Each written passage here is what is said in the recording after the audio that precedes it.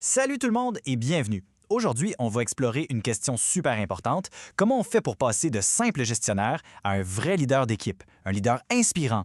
On va décortiquer ensemble les compétences clés qui permettent non seulement d'atteindre les objectifs, mais aussi de vraiment mobiliser et développer le plein potentiel de son équipe.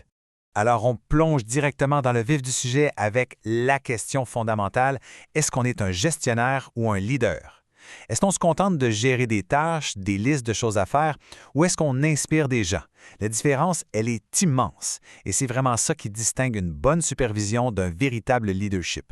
Bon, pour commencer, il faut absolument comprendre la distinction entre l'autorité et l'influence. On a tendance à mélanger les deux, mais ces deux concepts sont au cœur de la différence entre juste gérer et exercer un vrai leadership.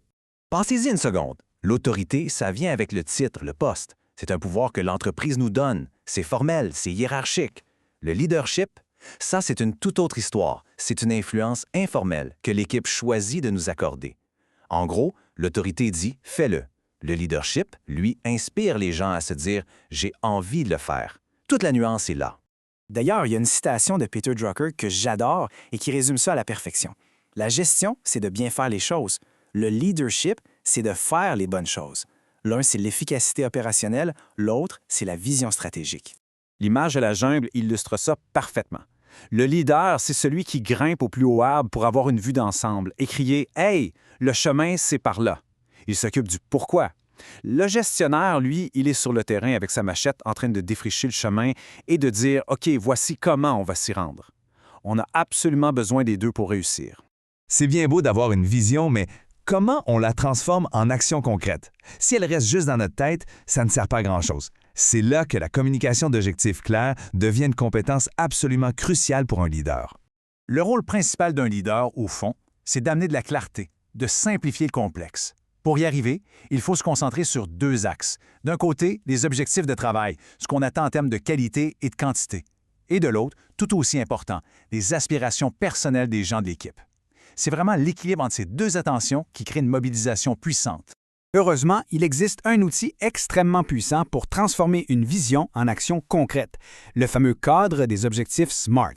C'est une méthode qui garantit que chaque but qu'on se fixe est clair, motivant et surtout réalisable. Alors, décortiquons ça. SMART, c'est un acronyme. S comme simple, l'objectif doit être clair pour tout le monde.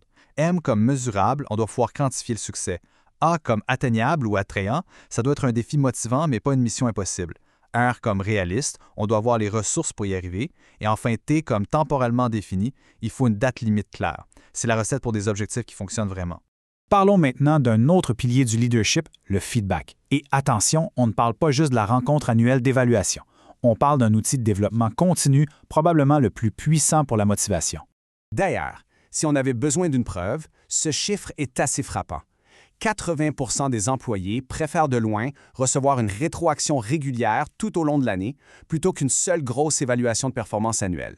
Ça en dit long sur le besoin de communication continue. Regardons un exemple de bon feedback positif. Au lieu de juste lancer un « bon travail », on pourrait dire « J'apprécie vraiment ton souci du détail et ton sens de l'organisation. Ces qualités-là boostent notre productivité et nous aident à atteindre notre objectif commun. Voyez? C'est spécifique, ça nomme des qualités et ça connecte l'action à l'impact sur l'équipe. C'est tellement plus puissant.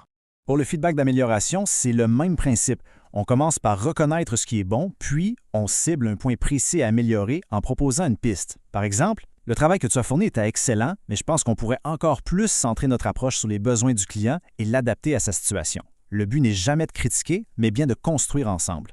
Pour que le feedback soit bien reçu, il y a 5 règles d'or à suivre. 1. On demande la permission et on choisit le bon contexte. 2. On le donne en personne. 3. On utilise un ton neutre. 4. On part d'une observation factuelle et on finit par une demande claire. Et 5. On maintient un bon équilibre entre le soutien et une saine confrontation. OK, maintenant, mettons tous les morceaux du casse-tête ensemble. Comment un leader utilise la vision, les objectifs clairs et le feedback pour transformer un simple groupe d'individus en une véritable équipe? La différence est fondamentale. C'est un changement de mentalité. Un groupe, c'est une collection de jeux où chacun a ses propres buts. Une équipe, c'est un nous uni par un objectif commun. Dans une équipe, on a des rôles liés. On discute pour prendre les meilleures décisions. On ne se bat pas pour avoir raison. Le rôle du leader, c'est de catalyser cette transformation. Et ce cycle de communication, c'est vraiment le moteur qui fait tourner l'équipe. Ça part d'une planification commune, ça continue avec des suivis réguliers, des échanges de rétroactions et ça se termine avec un bilan de projet et, très important, une célébration. C'est ce qui entretient l'engagement et qui pousse à l'amélioration continue. On arrive maintenant à notre dernier concept clé. Il faut comprendre que le leadership, ce n'est pas une destination finale. C'est un cycle qui se répète, un processus dynamique qui n'arrête jamais. Ce cycle de direction, c'est une boucle continue. On fixe les objectifs, on assigne les tâches, on gère le rendement, puis on évalue les résultats. Mais la vraie magie opère quand les leçons qu'on tire de l'évaluation viennent directement nourrir la fixation des objectifs du cycle suivant. C'est un processus d'apprentissage constant. C'est ça, un leadership adaptatif et intelligent. Pour terminer, je nous laisse sur cette pensée. Une question non posée est une porte qui demeure fermée. Une grande partie du leadership, c'est d'avoir le courage de poser des bonnes questions, celles qui ouvrent de nouvelles conversations, qui stimulent la créativité et qui permettent à l'équipe de grandir. Alors la vraie question, c'est quelle nouvelle porte est-il temps d'ouvrir avec notre équipe? La question est lancée.